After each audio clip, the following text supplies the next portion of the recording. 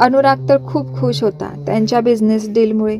पण भाईसाहेब मात्र विचारात होते त्यांना कसं लग्नाला तयार करायचं आणि त्यात अजून निशीचाही होकार आला नव्हता. दुसरीकडे आज सुरेशराव निशीला लग्नाबद्दल विचारणार होते. निशीचं सगळं आवरून झालं होतं आणि तिच्या बाबाची वाट बघत बसली होती. तितक्यात तिला संजूचा फोन आला. हॅलो निशी, कामात आहेस का? नाही ग, कामात तर नाहीये मी, पण मला नाही बोलायचंय तुझ्याशी. पण का? मी काय केलं? तू रागावली आहेस का माझ्यावर? हो, खूप रागावली आहे मी तुझ्यावर. कॉलेज संपून 8 दिवस झाले आणि तू तर पार विसरूनच गेलीस मला. साधा एक कॉल पण नाही. आणि आता आठवण येते आहे माझी. बोलूच नको तू माझ्याशी. कुठे होती इतके दिवस? बोल. बोलू की बोलू नको? तू एक काय ते ठरव. आधी बोलते, बोलू नकोस आणि आता बोलत आहे बोल. काय करायचं आमच्यासारख्या भोळ्या भाबड्या माणसांनी? तुझी ही नाटकं आधी बंद कर आधी आणि बोल, निशी म्हणाली. बरं, पण तू ओरडणार नाही ना माझ्यावर? तरच सांगेन. संजू. संजू, तुला मार खायचा आहे का? बोल पटकन. निशी यार, मला ते इन्स्पेक्टर पाटील खूप आवडतात. तू प्लीज माझी हेल्प कर ना त्यांना पटवायला. काय? Sanju, are you out of your mind? तू काय बोलते आहेस ते तुला कळतंय का? अगं, आपल्याला त्यांच्याबद्दल काही माहिती नाही. ते मॅरिड आहेत की नाही, त्यांचं एज काय आहे, त्यांना कोणी गर्लफ्रेंड वगैरे काहीच माहिती नाही आणि तू डायरेक्ट पटवायला मदत कर म्हणते. निशी यार, असं नको ना बोलू. मला तुझाच सहारा आहे यार, प्लीज. मी या 8 दिवसात सगळी माहिती काढली आहे त्यांची. ते अनमॅरिड आहेत, कोणी गर्लफ्रेंड नाही आहे त्यांना. माझ्यापेक्षा 4 वर्ष मोठे आहेत आणि मेन म्हणजे मला खूप आवडले ग ते. प्लीज ना, तुला माहिती आहे ना माझे घरचे काय बोलले आहेत ते. आम्ही कोणी मुलगा बघितला तर तुला लग्न करावं लागेल. त्याआधी तुला कोणी आवडला तर ठीक, नाही तर डायरेक्ट लग्न. यार निशी, हेल्प मी ना प्लीज. संजू, काही खरं नाही बाबा तुझं. म्हणूनच त्या दिवशी त्यांचं डोकं खात होती ना. आणि तू तर मोठी डिटेक्टिव्ह निघाली. सगळीच माहिती काढली की त्यांची. हो मग, जब प्यार किया है तो उसको पाने के लिए मेहनत तो करनी पडेगी ना. ओ प्रेम पुजारी, आवरा जरा. हेल्प काय हवी आहे ते सांग आधी. खरंच मदत करणार ना तू? यार तूच ग, तुलाच माझी काळजी. आता करावी तर लागेल हे. पण मला तर बिचारे जीजू, त्यांचीच काळजी वाटत आहे. मी त्यांना सगळं माहीत असूनही दरीत ढकलते आहे. म्हणजे काय म्हणायचं आहे तुला? संजू रागात म्हणाली. काही नाही, चल. उद्यापासून मिशन इन्स्पेक्टर पाटील. उद्या आपल्या नेहमीच्या ठिकाणी भेट. मी ऑफिसला जायच्या आधी तुला भेटेल. ओके? ओके, चल बाय. निशीने फोन ठेवला. आज ती तिच्या फ्रेंडसाठी खरंच खूप खुश होती आणि पाटील कसे आहेत हे तिने त्या दिवशीच बघितलं होतं. त्यामुळे तिला संजूची चॉईस आवडली होती. ती याच विचारात होती तर सुरेशराव आले. निशी, बाबा आलात तुम्ही? फ्रेश व्हा, मी जेवण करायला घेते. हो, आणि ती आईस्क्रीम आणली आहे, आवडते ना तुला? आज अचानक? नाही म्हणजे आज काही स्पेशल तर नाहीये ना काही? तरी पण तुला आवडते म्हणून ग. तिने आईस्क्रीम फ्रीजमध्ये ठेवली आणि जेवण गरम करायला घेतलं. दोघांनी मिळून जेवण केलं. तिने किचन आवरायला घेतलं. निशीच्या बाबांना समजत नव्हतं की निशीला कसं विचारावं. तोच विचार कधीपासून चालू होता. काही वेळाने ती दोघांसाठी बाउलमध्ये आईस्क्रीम घेऊन आली. बाबा, अगं नको मला, तू खा. बाबा घ्या ना. मी एकटी खाऊ का? आधी छोट्या होत्या सोबतीला. पण तोही आता कॅनडामध्ये आहे. मग तुम्ही घ्या, कंपनी घ्या ना. बाबा आईस्क्रीम घेतात आणि विषयाला सुरुवात करायची म्हणून ते छोट्याची चौकशी करतात. काय गं, त्याचा काही फोन वगैरे? तुलाच करतो तो फोन, दीदीचा लाडला नाही का? मला कधीतरीच करतो. कसं चालू आहे त्याचा अभ्यास? बाबा, खूप मस्त आहे तो. आठवण येते त्याला सारखी आपली. पण मग मी समजूत सांगते त्याला. लहान आहे ना. वाईट वाटतं त्याला इतकं लांब पाठवलं. पण त्याचं भविष्य खूप सुंदर असेल बघा. मोठा साहेब झाला की तुम्हा दोघांनाही तो तिकडे घेऊन जाईल की. मी काय लग्न करून इथेच राहणार. ती गमतीत बोलून गेली खरी. पण निशीच्या बाबांना पॉइंट सापडला. निशी, आता तुझं MBA झालं. नोकरी करते आहेस. अजून चांगली नोकरीही लागेल. छोट्याची ही बाहेर देशात आहे. काहीच टेन्शन नाही आता. तुझी आई ही थोडी बरी होते आहे आणि आता म्हणजे तुझंही वय झालं आहे लग्नाचं. म्हणजे बघ ना आता ते ते म्हणजे बाबा, आज तुम्हाला माझ्याशी बोलताना इतका का विचार करावासा वाटतो आहे, की आतापासून तुम्हाला परकी झाले मी. तुम्ही काही म्हणालात आणि ते मी केलं नाही असं झालं आहे का कधी? मग आता का असं? प्लीज बाबा, जे काही तुमच्या मनात असेल ते बोला. तिचे डोळे थोडे पाणावले. तसं काहीच नाही गं बाळा. पण काळजी वाटते तुझी. आपण त्या दिवशी गेलो होतो ना बाईसाहेबांकडे.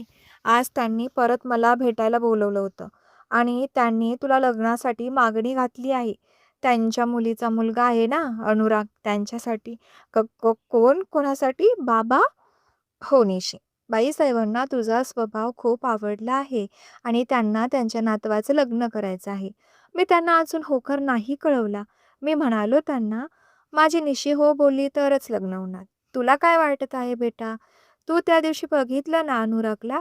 अगं खूप नाव त्याचं आणि शिवाय बाईसाहेबांसारखे प्रेमळ सासणे भेटणार तुला."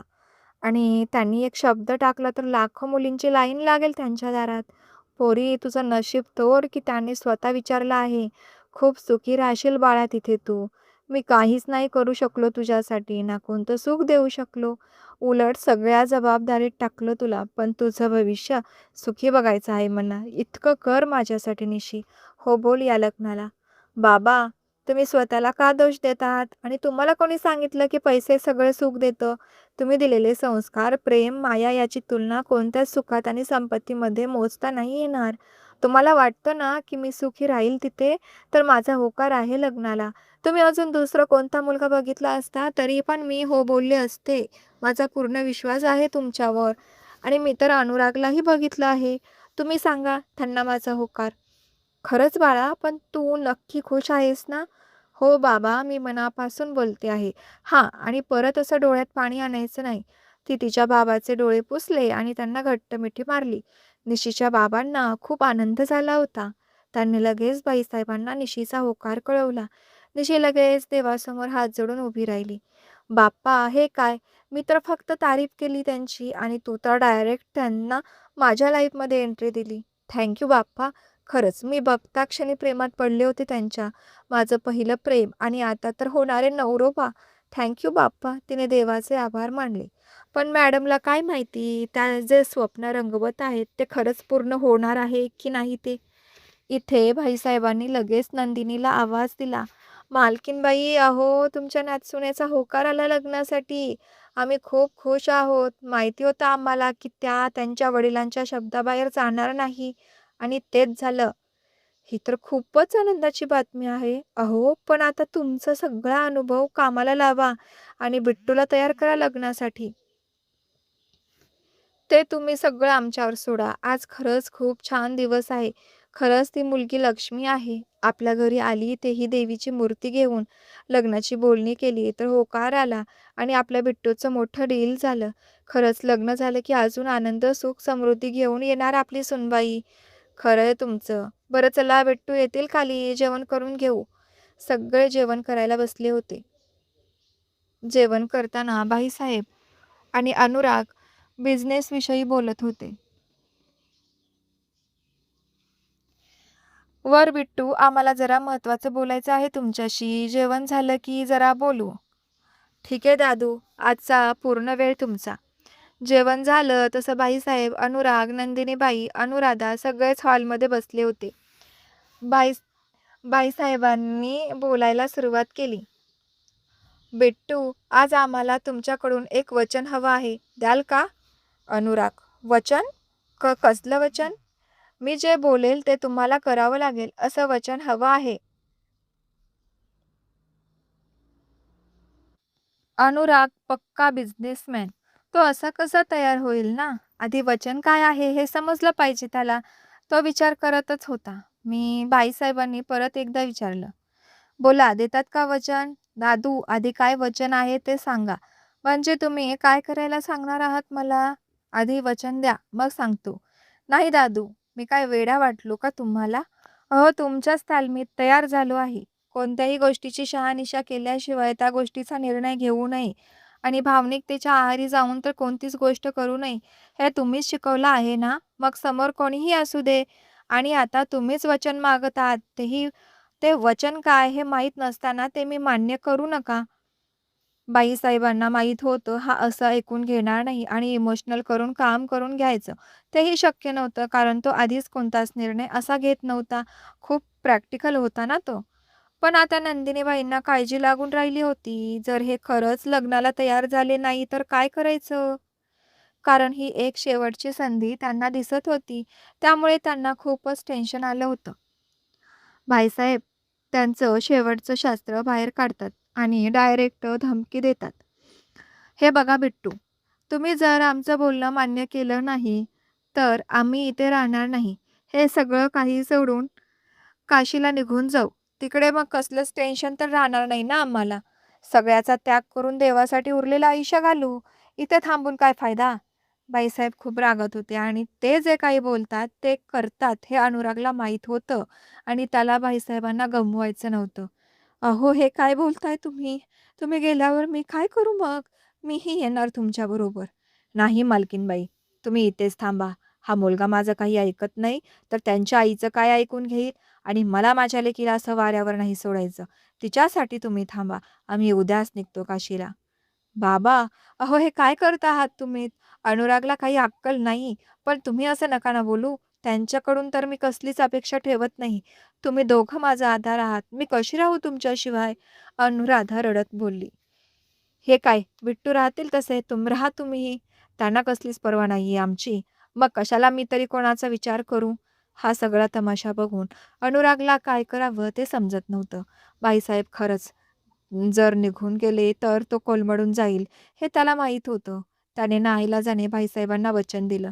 "दादू, प्लीज असं नका करू. मला तुमचं वचन मान्य आहे, पण प्लीज मला सोडून कुठेही जाऊ नका. तुम्हाला माहिती आहे ना, तुम्ही माझी कमजोरी आहात आणि याच गोष्टीचा बरोबर फायदा घेतलात तुम्ही." बाईसाहेब खूप खुश झाले. "हो, माहीत आहे आम्हाला किती जीव आहे तुमचा आमच्यावर, म्हणून तर मी असं बोललो. काय मग अनुराग परांजपे, शोभतो की नाही तुम्ही आमचे आजोबा? म्हणलं तुम्हाला, या बाबतीत तुमचा हात कोणीच नाही पकडू शकणार हो. मीही नाही. पण दादू, आता वचन दिलं आहेस तर सांगा काय करायचं आहे मला?" "नको, आज नको. तुमचा मूड चांगला आहे. नंतर कधीतरी सांगतो." "नको ना दादू, सांगा ना आता." "हां, पण आता तुम्ही मागे नाही जाऊ शकणार. मी तुमच्यासाठी एक मुलगी बघितली आहे आणि त्या मुलीचा होकार आला आहे तुमच्यासाठी." "काय? लग्न? आणि मी? ते शक्य नाही दादू. मला हे मान्यच नाही." "नाही, तुम्हाला हे लग्न करावंच लागेल.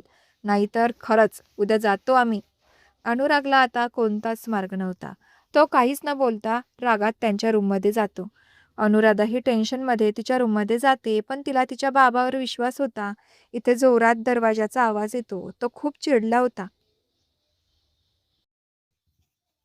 त्याने पंचिंग बॅगवर जोरजोरात मारायला सुरुवात केली.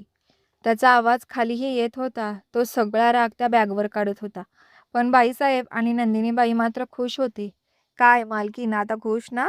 "हो, पण मला वाटतं की हे लग्न जितकं लवकर होईल तितकं चांगलं. कारण हे बाईसाहेब काही ना काहीतरी बहाणा करून पुढे-पुढे ढकलतील ना लग्न." "माहीत आहे ते मला. त्यांची नसनस ओळखतो मी. म्हणून तर 3-4 दिवसात लग्न लावून देऊ यांचं. म्हणजे काही प्रॉब्लेमच नको." "अहो, इतकं पण लवकर नको. किती तयारी बाकी आहे. तुम्हाला काय माहिती किती तयारी करावी लागते ते." "अहो मालकीनबाई, आपली गोष्ट जरा वेगळी आहे. तुमचे सुपुत्र नाखुश आहे. मग कसलाच तमाझाम नको करूया. निशीच्या बाबांनीही बरंच पडेल ते.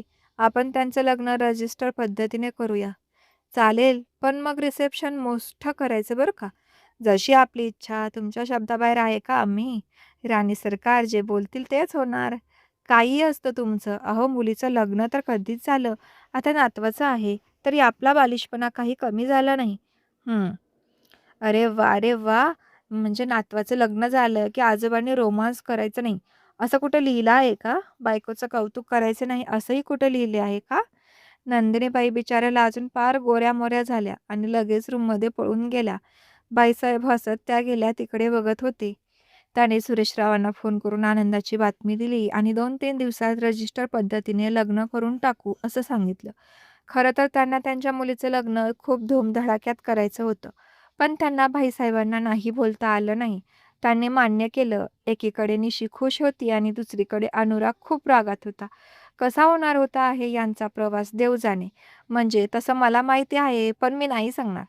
अनुराग रात्रीचं राजस्थानला निघून गेला. निरोप ठेवला होता त्याने, काम आलं महत्त्वाचं. पण भाईसाहेबांना माहीत होतं तो पळ काढतो आहे. म्हणून तर त्याने रजिस्टर लग्न ठरवलं होतं आणि इतकी घाई केली होती. अनुराग 2 दिवसांनी येणार होता आणि त्याच दिवशी भाईसाहेबांनी लग्न फिक्स केलं. दुसऱ्या दिवशी निशी लवकर घरातून बाहेर पडली. संजूला भेटायचं होतं आणि तिला ही आनंदाची बातमी सांगायची होती आणि मग पुढे ऑफिसला जायचं होतं. तर कथा कशी आहे कमेंट करून नक्की कळवा आणि सदरील कथेचा लेखिका शब्ददनी या आहेत. कथे चॅनेलवर सुरू आहे तर चॅनेलला आजच सबस्क्राईब करा जेणेकरून येणाऱ्या कथेचे नवीन भाग तुमच्यापर्यंत लवकर पोहोचतील. थँक यू फॉर वॉचिंग मन माझे चॅनेल.